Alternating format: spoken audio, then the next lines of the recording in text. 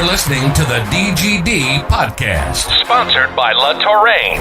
Here's your hosts, Robert Reynolds and Juan Daniels.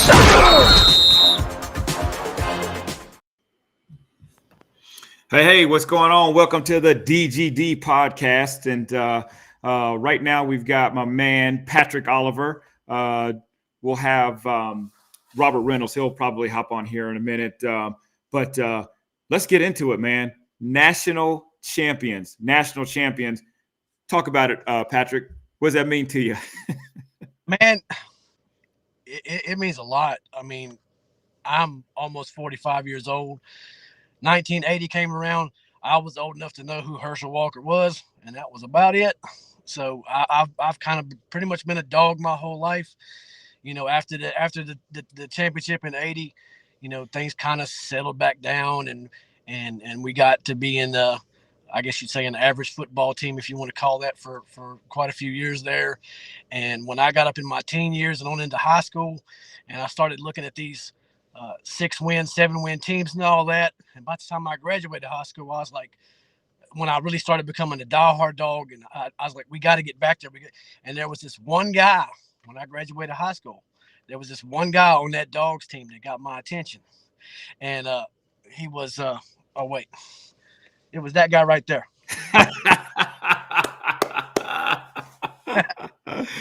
Well, on his way to receiver in Bulldog history, so y'all know.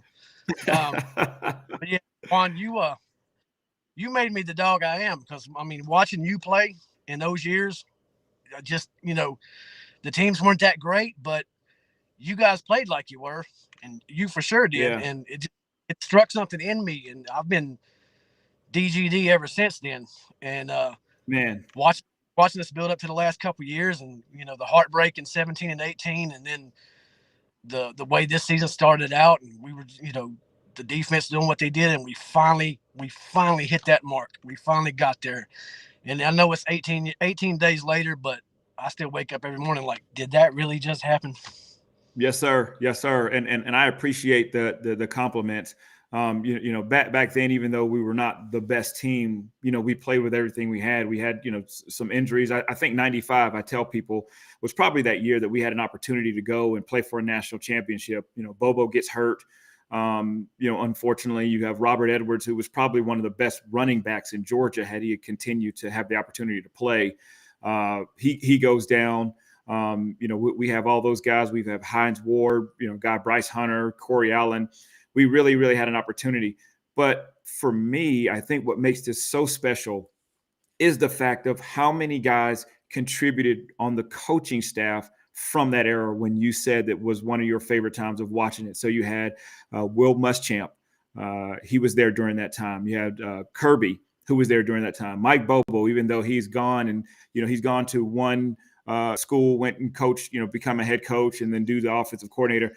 To have all of those guys to be a part of this is just absolutely amazing, and it makes it just that much more special. And then you just talk about going back to 1980. You know, I remember, you know, being 7-8 years old, and I knew who Herschel Walker was. I was enamored at the time at just how cool those gold helmets were for Notre Dame. But you know, to have that Herschel go over the top, and then, you know, we actually win that game to now 18 years. Sorry, not 18 years, but 41 years later. You know, number one, we're fortunate enough to be around to say that we saw it, but wow is all you can say. Is we've become so close, and just like you said, you have the 6, 7, 8 teams, you know, win teams.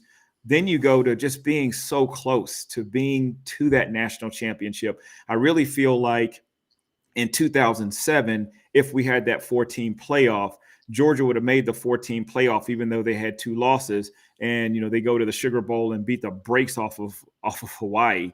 I think that was probably one of the best teams with Stafford, Noshawn Marino.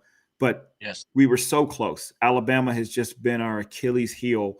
For us to then overcome, win a national championship, what an amazing feeling. The other part too, and, you know, I'll even say this to Robert, is that there are so many podcasts out there. There's so many Division I teams. And for us to have and start a podcast and predict our team to win a national championship from day one, before the season starts, and then that come to fruition. That is absolutely amazing. As my friend Rick James once said, it's a celebration, bitches. It's a celebration. Unity. But neither here nor there. Look, I'm still partying like it's 1980, man. I'll tell you that right now. Like, I heard what Patrick was saying. And Juan, you playing, look, it's been too long, right? It's been past my entire lifetime, more than my entire lifetime. So the fact to see Georgia fans be able to sit there and get that monkey off your back, right? Everybody for years, man, the 1980 jokes. Nobody can do that no more. That is no more. So it's more to it than that, though. But like you said, though, we did come on and we did call that the national championships, right? We called that we were the natty winners, man. So It feels good to know that. And actually see it happen was very nice. Yeah, I thought it would be against Clemson, but against Alabama, what sweeter opportunity? I mean, what better way to say that we got our revenge against the team that has just plagued us for so long, and then for us just to overcome. The only unfortunate thing is it wasn't that 63-3 that Patrick and I always Patrick is adamant about that 63-3. Yeah, and listen, man, whatever Patrick picks, I'm going with him. That's just how it goes. I mean, look, it would have been nice to see 63-3, but 33-18, that just has a ring to it, doesn't it? Yeah, it does.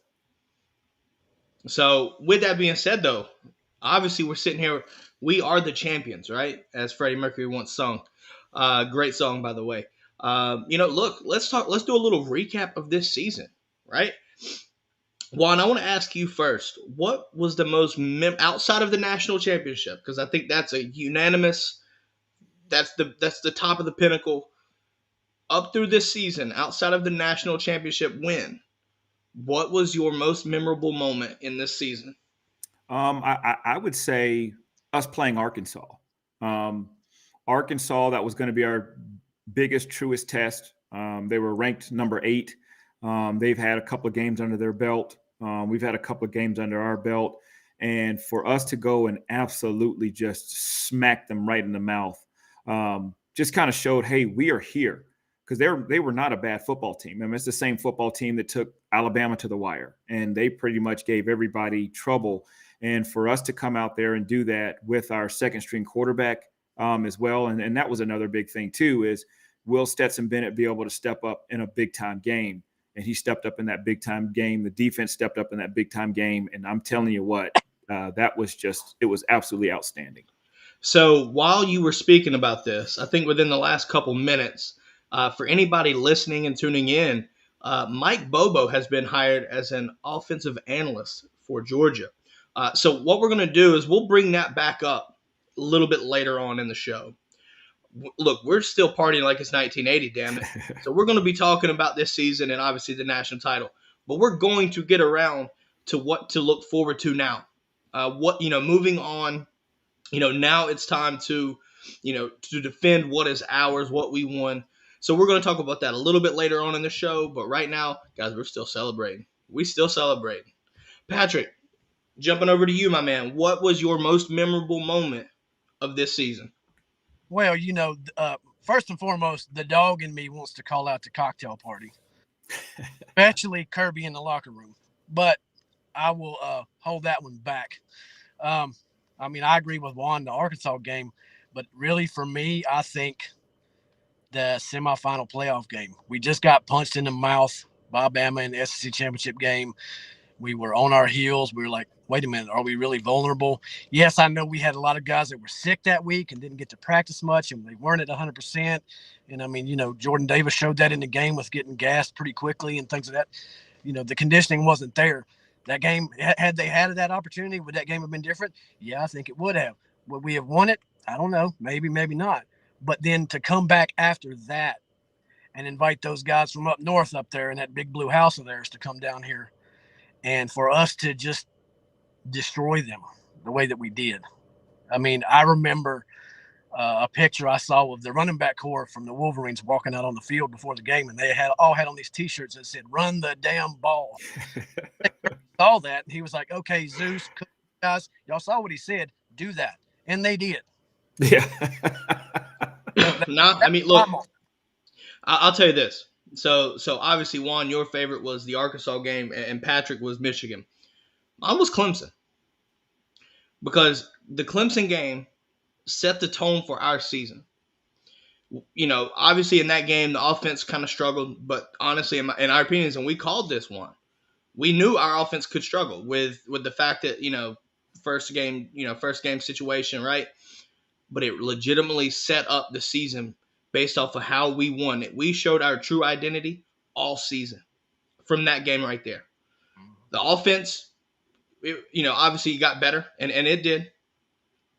But that defense, there was a chip on their shoulder, and you saw it from game one. That defense played elite against Clemson. Basically gave, DJ Uiagalelei, gave him nightmares. And honestly, that transferred through the whole season if you watch Clemson a little bit, in my opinion. But it set the tone, right? And I think we look back at this whole season, that Clemson game is the most important because it set the tone. You look back at Arkansas, right? Set the tone. Complete shutout. Kentucky game, set the tone. There's a lot of things that Georgia did that might question people, right? When the game's out of hand, your starters, right? Your starters are sitting there late into the fourth quarter. 3 seconds left, Kentucky scores. Your starters are sitting there trying to stop them. There was a message being sent all season, especially on defense. But it all started against Clemson, which is why it's the most memorable. Now, look, not to say there weren't other memorable moments, because when Kirby told them to physically break them bitches, I've been running through a wall ever since, every single time somebody plays that. All right? So, look, there's memorable moments. But to me, I think setting the tone was so important because legitimately it literally translated through the whole season and ultimately got us to a national title, because ironically, we start the season off scoring on a pick six. And we end it. And we ended it with a pick six. Just laugh and point at the damn scoreboard. Yep. Now, look, I will say this, though. Beating Bama, there's a lot that goes into that, right? There was a lot of narratives that were gone after the victory, right? When we won the national title, so many narratives were gone. Kirby couldn't beat Bama. Couldn't beat Saban. Gone. Georgia, 1980. Gone. A lot of narratives can't be used anymore. And Georgia fans, I'm telling you right now, you have the weight of the world off of your shoulders. But understand this, and we're going to be doing a lot of talking through this offseason into next year. The target's on your back.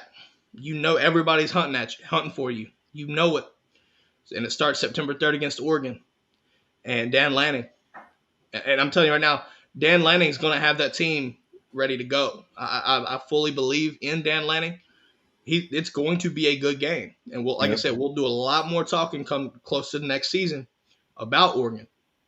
Man, he knows them inside. He knows Georgia inside and out. Oh, absolutely. One of the things I wanted to point out too, when you just said a lot of those narratives are gone, it was frustrating, and I'm pretty sure, Patrick, you could probably attest to this as well, for a Georgia fan to watch a Nick Saban win a national championship at LSU, then have Les Miles come in and win a national championship at LSU, have Urban Meyer come and win a national championship at Florida, then have not Gus Malzahn, but Gene Chizik come into Auburn and win a national championship at Auburn, and then have Alabama, Saban go back to Alabama, have Ed Orgeron come in there and win a national championship at LSU. So there were so many coaching changes that took place throughout that time that Mark Richt was there and Kirby was there, that all of these national championships are coming in. And Georgia, who has had, probably tenure-wise, the coach of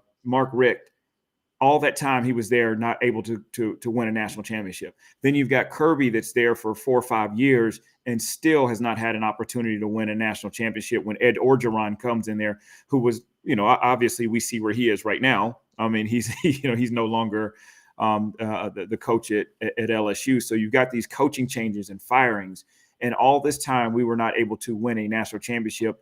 Now that's gone. You're 100% right, Juan. You're 100% right. But now that we've got the national title, right, we also have to look at moving on, right? Like I said, I'm still partying, but at the same time, you do have to understand that there's more to it. Now you have to move on. You are the national championships. Now we get to defend it, right?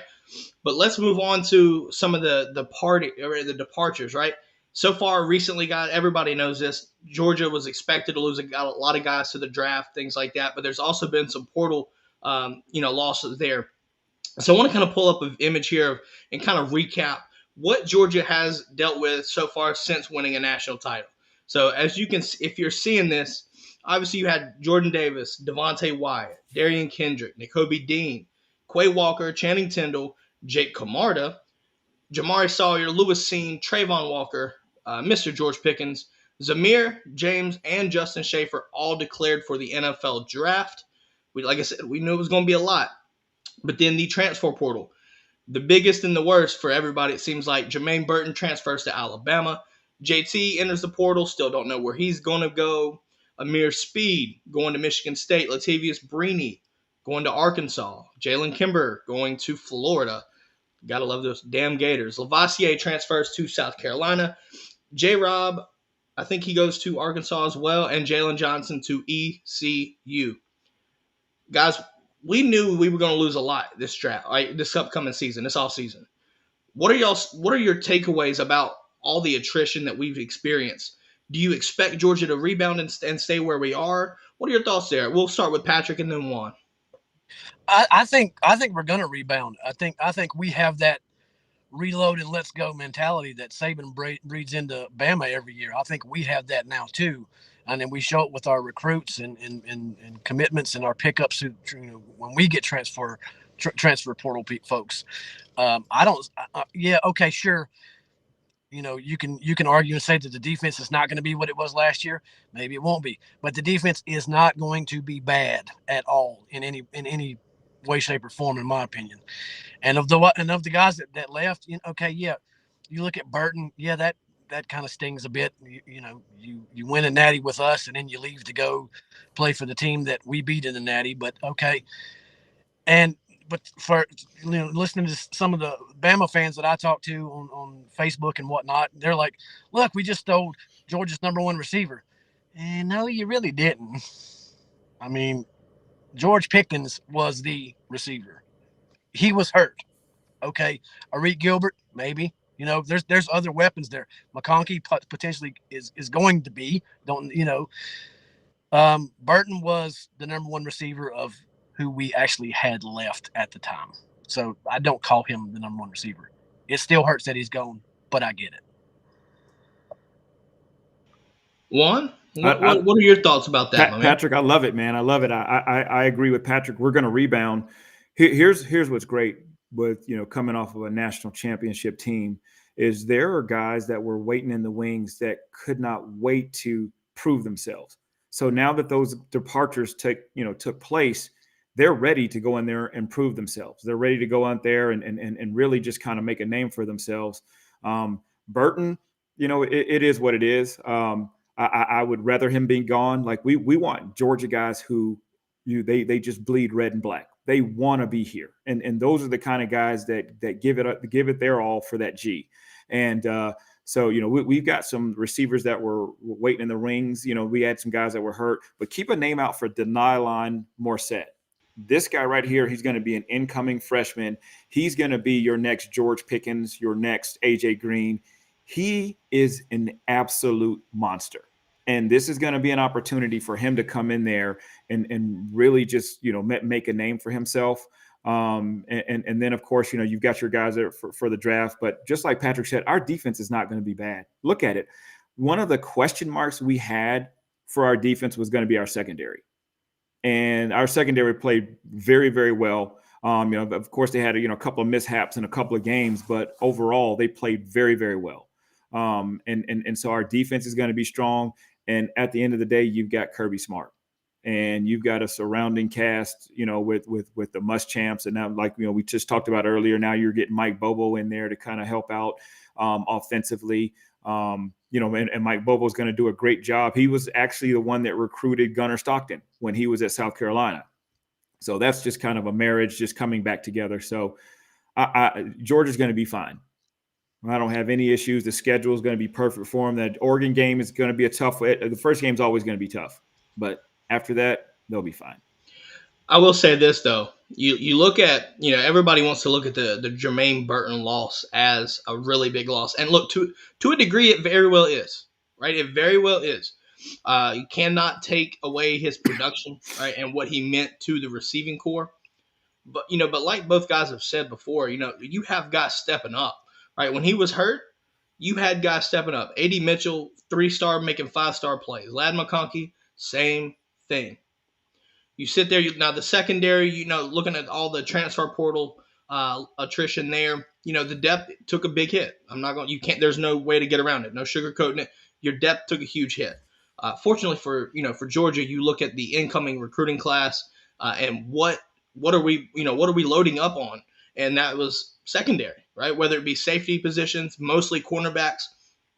We knew it was coming, and it shows. It shows because you sit there, you look at the D-line hall, and you look at the receiving, or not the receiving hall, but the secondary hall.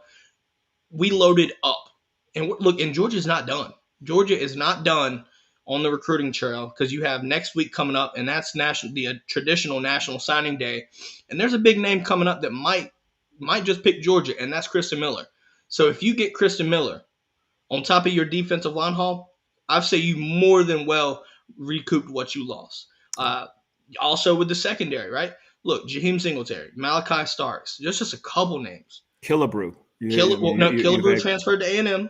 Oh, that's right. I'm sorry. Yes, sir. Yeah. But look, there's so many guys that we brought in, right? Julian Humphrey, blazing speed at corner, right? We will be fine. We will. And what really settles me to understand that we are is looking at, the twos that are replacing these guys like Devontae and Jordan Davis. Those guys all got meaningful snaps, and I mean a lot throughout the season. And it was, and sure, you can say, Georgia beat the dog shit out of everybody. So of course their twos are going to get that playing time. Even when the games were close, your backups were getting in and getting starter quality reps, starter, minutes, right? That right there sets up Georgia for success. And I'm not surprised. I won't be surprised if it continues to see that same thing happen this coming up year, because you've got Jalen Carter, Zion Logue.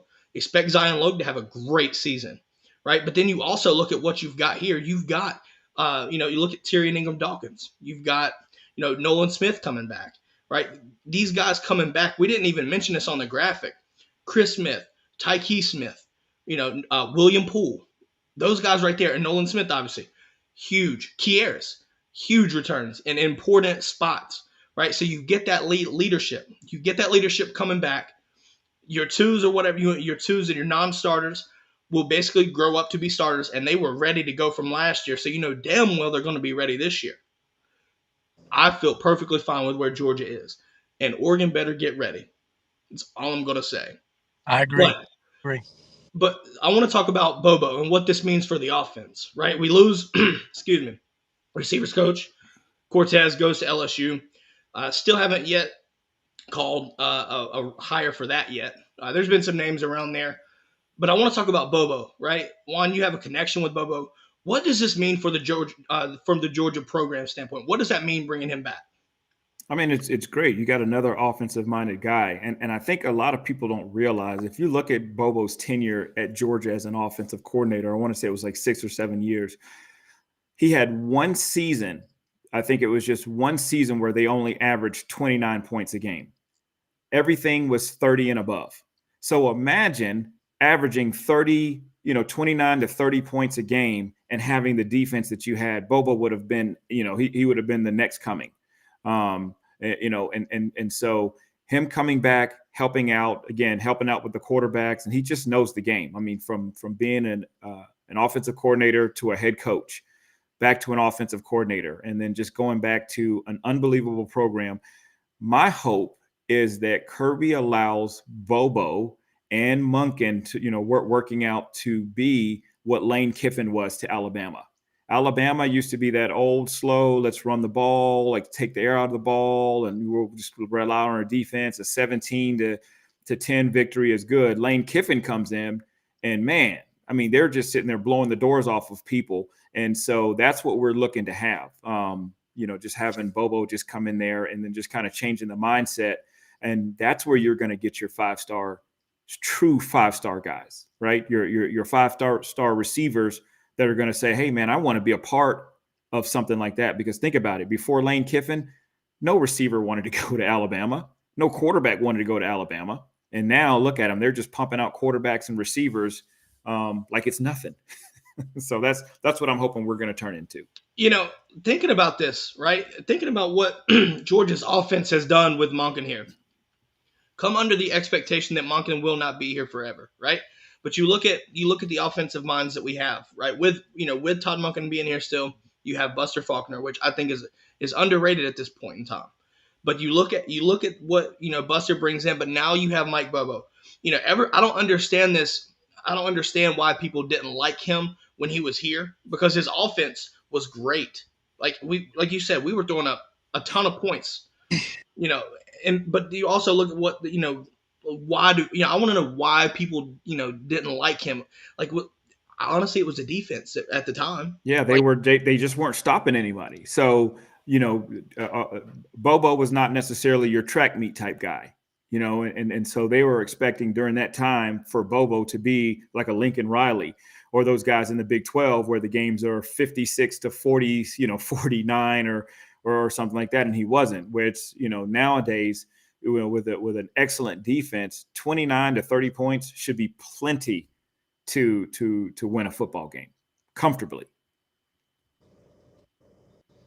I'm completely with you.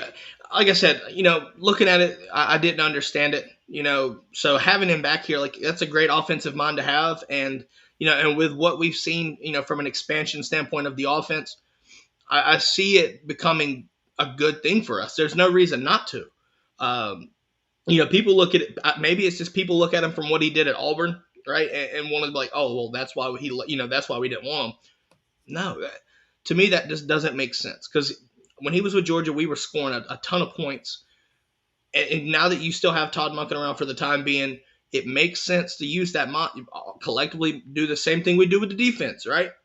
Get those minds together and optimize the defense, optimize the offense, sustain your success. Patrick, I want to hear your thoughts on the Bobo hire. What are your feelings? What are your thoughts going through in regards to the hire?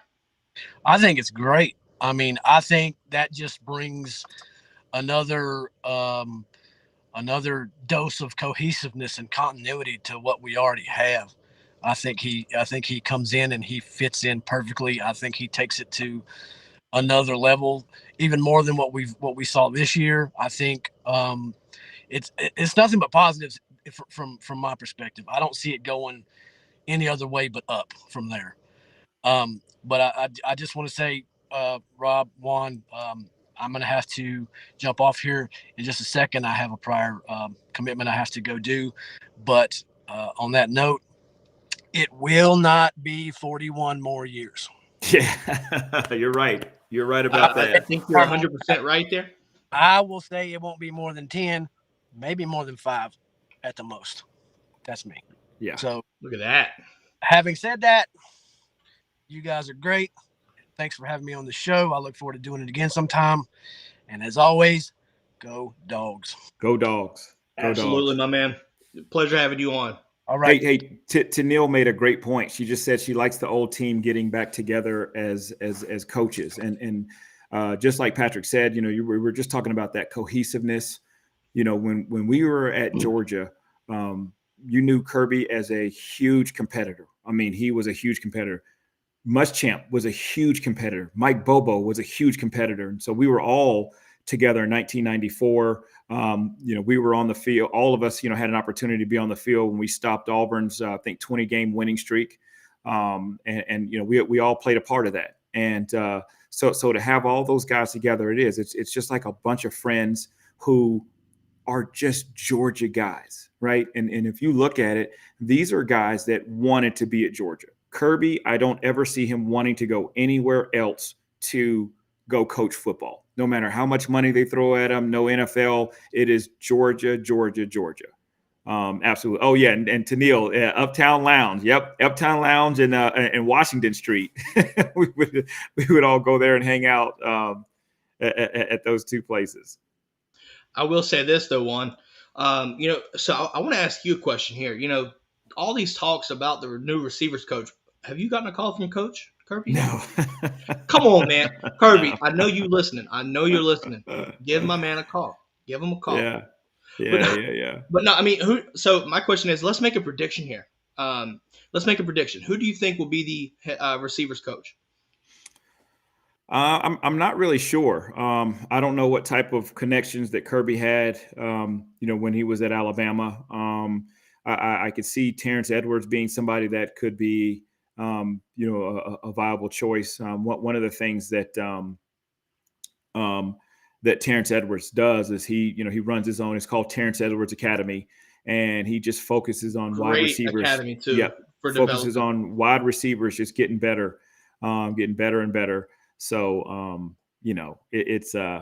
I could see him definitely being a great fit.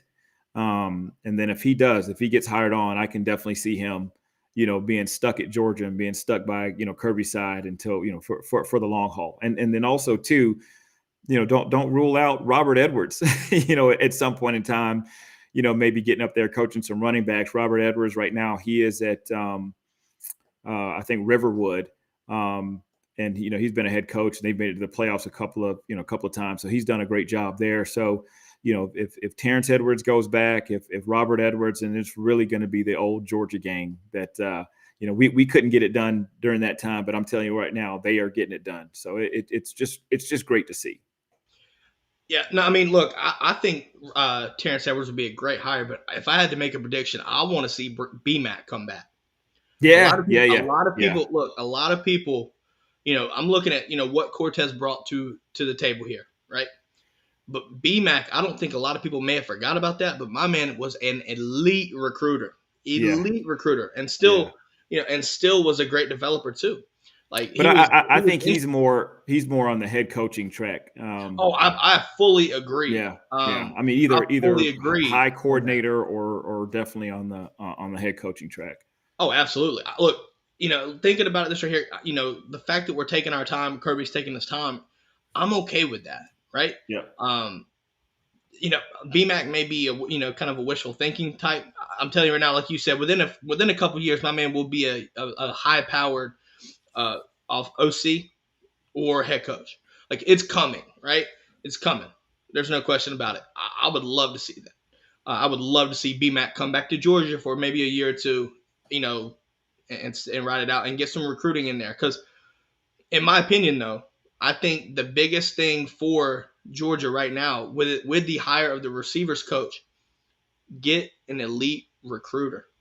Because I love our development. I do, right? Like I said, 3 stars, A.D. Mitchell, Ladd, great development, right? They were ready to play, and you saw it in the national title and with Ladd a lot during the season.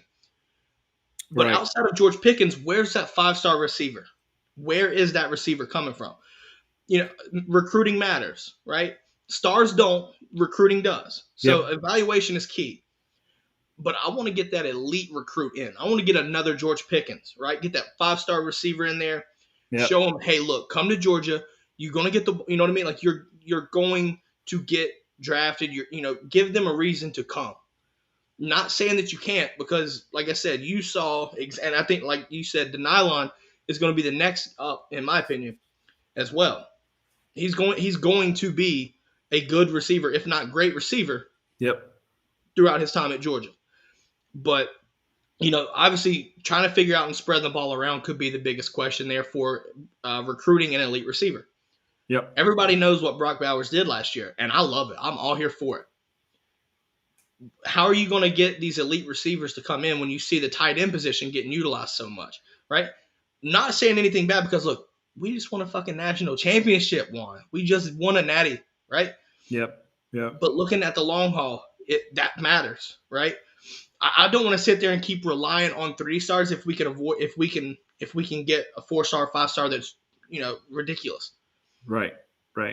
So I think an elite recruiter is whoever is going to be, has to be an elite recruiter. That's also just what Kirby looks for, right? Yeah. So, and looking Patrick at that said, right Bowers is the guy of the future. He is, and it's about development. Like, what are they going to do to continue to bring these guys in and develop them? You've got Oscar Delp that's coming in, but I think Denilon's going to be amazing, and then any other wide receivers that we have. But I also wanted to point out too, Tennille says sometimes I can't believe it. We were just kids back then, and to see the development is surreal, and it really is.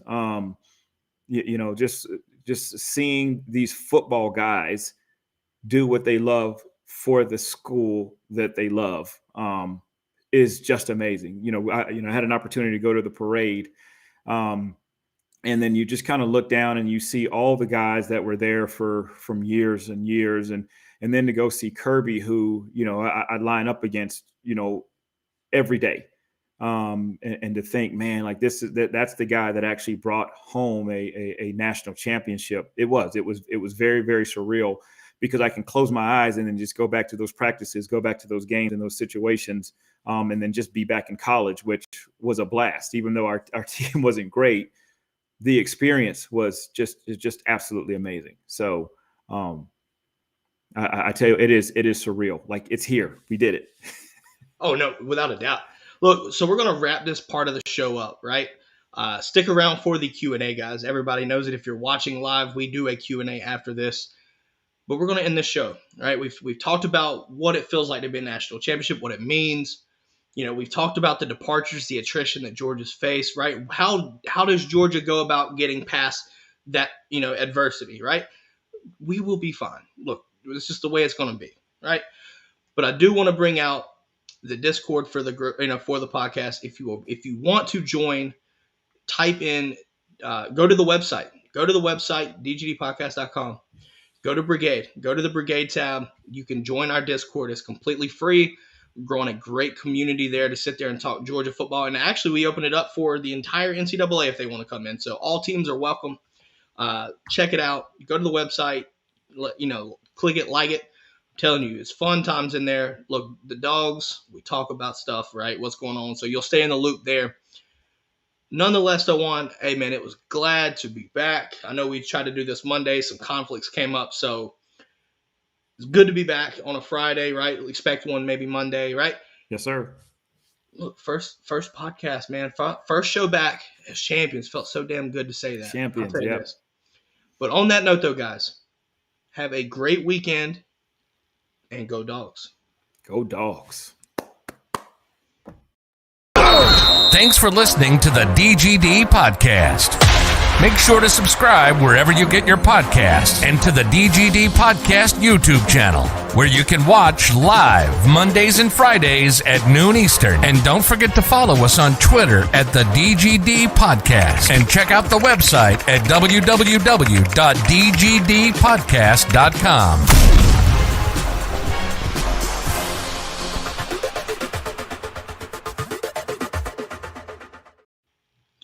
We are back for Q&A.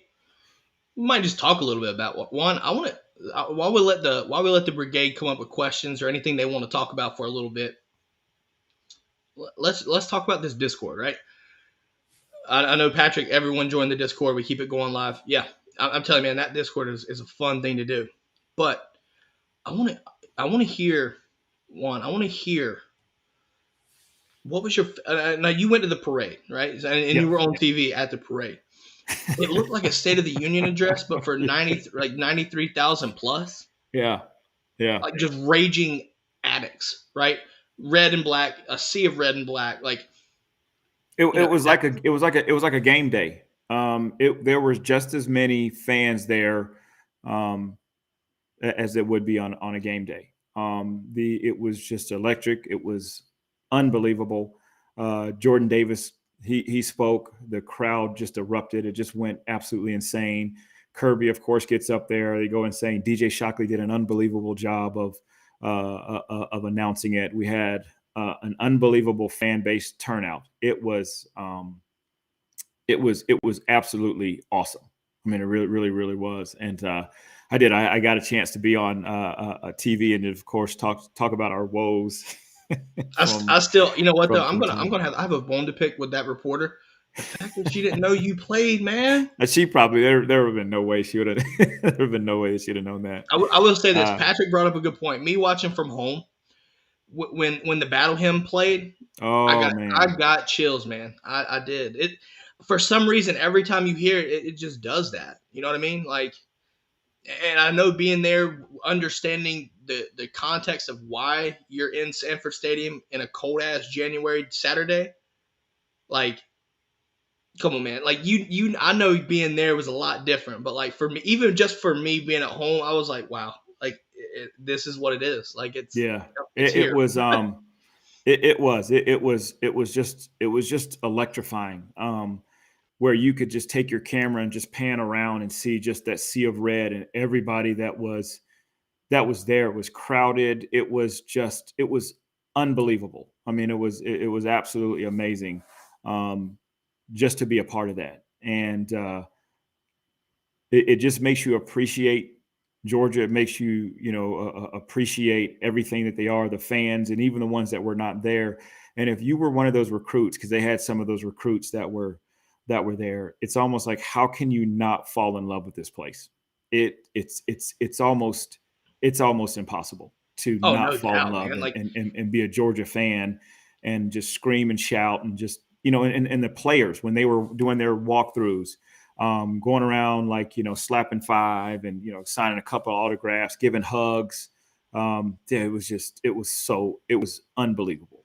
And the thing about it was even for recruits that were in there, right? Like just an example, guy from Grimsley right up the road from me, man, Jamal Jarrett was there, 2023 kid. I'm telling you right now, if you're watching this, listen to that name, keep your ears peeled for that. Keep them open, because that kid is going to be somebody you want on your team. I promise you. I promise you. Yeah. But he was just blown away by that, right? Not only was it the fact that, you're watching Kirby Smart hoist the trophy again, get the crystal football, right? Like, that matters. Excuse me. But it was more of the support for the community. It was like the whole damn state of Georgia was there, man. And there was all over social media from recruits, not just Jamal, but Vic Burley is a name that I'm sure you're aware of. And people, if you're not, you need to be, because look, we're going to start moving to 2023 really fast. Right. But Vic Burley posts up on his, I think it was Instagram or whatever. And he was just blown away, mesmerized by the sea of red pulling up through the bus, and that kind of, to the stadium. He was just blown away. It was just a sea of red for as far as you could see. And if you're a recruit or, commit, that has to get you extremely hyped up, because just shows you just how much how much Georgia football means to not only the community in Athens, but the state of Georgia, and even nationwide, man. Nationwide. I mean, it's actually awesome. Global. If you think about it, there's a couple European dogs that I know of, over in Europe. So this is a global thing. Dog Nation is global. Oh, it's global. I mean, we also have our new fans. So I know Joel Sanders. She lives in Utah, and she's now our newest. I guess maybe furthest west. I think is Tennille in California. I don't know where. So. Confirm that, please. Yeah, confirm. But I know that Joel, just as of this year, is our newest dog fan. So that's just awesome for people to want to join something that's awesome. And Tennille made a great point. It's magic. That's why you don't understand some of this portal stuff. And you're looking at it like. And my thing is when it actually comes to, so Joel is a recovering BYU fan, and then And then Tennille is on the coastal NorCal. Okay, So she's almost in enemy territory. Yeah, Okay. yeah. Well, we'll be out there for Stanford, so we'll have to catch up with you, Tennille, when we're out there. And then, of course, if I know that we play Utah, I don't know, and BYU. So Joel, we'll have to catch up with you when we get out there for Stanford. But when you're looking at this whole portal thing, when I was at Georgia, I was there. I did not touch the field till my third year, so I redshirted a year, played a little bit of special teams that second year, and then I was finally able to get on the field my last 2 years, and I started, fortunately, but I was just such a hardcore Georgia fan that I could not imagine or want to go anywhere else. And then let alone had I'd won a national championship and I was one of the starters or one of the key players, there would have been no way in the world I would have wanted to leave.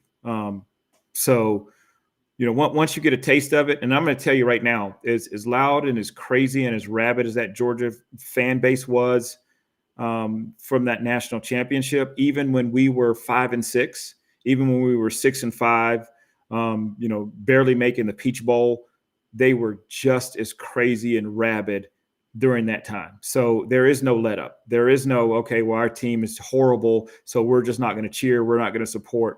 They were absolutely unbelievable. I mean, look, you know what? The crazy thing about it is, right, going back through your Arkansas game, right, going back through, all these noon games that Georgia fans are not accustomed to, and we don't really care for them too much, right? I'm telling you right now, first off, expect more of these. But the fact Georgia fans and Sanford Stadium was rocking at a noon game against Arkansas. There's looking into the 2022 schedule, right? A lot of our more difficult games, at least, and we'll talk more about this over time. More difficult matchups for Georgia are going to be at home.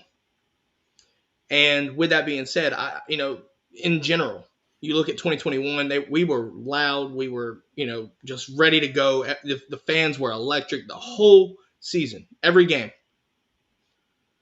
The fact that we have a national title now and we're national champions, I guarantee you that Sanford Stadium is going to be rocking 100% of every home game. And it's going to be for 4 quarters. I'm telling you that now. Oh, yeah. It's going to be for 4 quarters. It's going to be awesome. I see Joel said this is the best year to become a Georgia fan. That's pretty much why the Dawgs won the whole thing. maybe she's well, right. if that's the case, then you have to come to a game at Sanford Stadium to experience it. It is absolutely unbelievable. It'll be one of the best things that you'll ever be a part of. And Patrick is right. You made a great choice. And then, of course, Patrick says, we've been called obnoxious, even in the down years, and I can attest to that. I mean, it is as a player to be down on the field at Sanford Stadium, listening to the crowd scream. There is no other feeling like that in the world. It is electrifying. Juan, I have a question for you. So if you're watching this, we might have a full out blown discussion about this. Maybe on another show here at some point. I want to get your thoughts about Sanford Stadium. When will Josh Brooks expand it to 100K? I mean, I don't see why you can't. I mean, Tennessee has done it, but right now, you almost are thinking it's going to have to happen because, and I know Patrick said, we're not going to be waiting another 41 years, maybe 10, maybe 5. I'm going to kind of be bold and I'm going to say, like, within the next 5 years, at the least, I would say 2. And that's the least. And that's, that we're going to have 2 national championships in the next 5 years, the least. Yeah. So, and the only team that's probably going to be in our way is going to be Stanford. And that's once, my son gets the whole, no, I'm just messing. But yeah. Made me throw out the weird evil face. I'm like, yeah, right. the questionable face. I was like, what? Right. Wait a minute. Made me do a double take in my mind. That's right. Just letting you know. But no, like I said, look, this could be a topic just for itself for a show, really. should Sanford Stadium be expanded to 100K? Because you look at the schools with 100K, right? Tennessee's got 100 plus. Yep. Schools up north, right? Michigan. Yep. Was it Michigan? No, I don't think Penn State. I think Penn State does. No, I think Penn State has like 80 something. Bryant Denny has 100 now. I think don't know. they do. Texas at Kyle Field, I believe. Yep. But look, there's no reason, and I'm telling you right now, I think a part of it is probably due to the arms race. Getting, 93 tops, basically, if I'm not mistaken, was the most we've ever sold. That was for the Notre Dame game, if I'm not mistaken. Yep. That place is loud as shit regardless with 93,000. Just imagine adding 10,000 more. That's just going to be insane. Give me ain't nothing finer in the land than a drunk, obnoxious Georgia fan, right? Yeah. Add 10,000 more of them into the stadium. Yeah. You think it's loud at 93? God Almighty, give it 100. It's going to be absolutely insane, and it's all funneling down to the field. It's crazy. Yeah, look, I know if I'm not mistaken, the reason for the West End Zone being open was because Coach Dooley had liked it that way to feel connected to the community. But let's be honest. I love Coach Dooley, obviously. Like, understand and respect what he meant for Georgia. Yep. I hate to sound bad, but the times are changing. Times are changing. And the engineering's about to get tested. I feel like it has to. Yeah. Sit there and figure out how to expand to 100K or better. Yeah. Maybe and there's so many changes on campus anyways. I mean, I don't recognize a lot of the stuff. Like when I go back to Georgia, I mean, there's like, the place where my dorm was, it no longer even exists. The campus looks absolutely different. So why not? Look, you weren't there that long ago, so I know it wasn't in the stone huts or anything, but I'm just saying, like, 25 years, man. That's a hell. Long, at least you weren't in the 1942 class, like you said one time. Remember that? That's true. Yeah, that's right. That's right, with the leather helmets. Yeah. No, I will say this though. Look, and obviously change is necessary, right? Especially with the way things are going, and honestly, we'll probably save this for a whole show topic, right? Have a big debate podcast show where we just talk about what Georgia needs to do to stay facility wise, right? Because this, you've been on recruiting visits with Ashton and things like that. Facilities matter. It's an arms race, and you have to look at your stadium as well. So I think honestly we might have to set something up, Juan, where we have a full show dedicated to facilities, what Josh Brooks meant is meaning to this this race, if you want to say, to keep Georgia at the top in regards to facilities. And look, I think there's a lot of people that might join in on this debate whether Georgia should expand. And honestly, we could sit there and do some research and figure out some ways to see how you could expand to 100K. Maybe keep the West End Zone open and still figure out a way. Yeah. What do you do? Right? Yeah. I think that'll be a really good show, but we'll have to talk offline for that, though. I think that'll be worth it. Yeah, for sure. But it's off season, folks. Like, yes, sir. Understand. But we're gonna have some fun doing this, though. I promise. Yes, sir. What'd you say, Tennille? We don't feel old, though. Do we?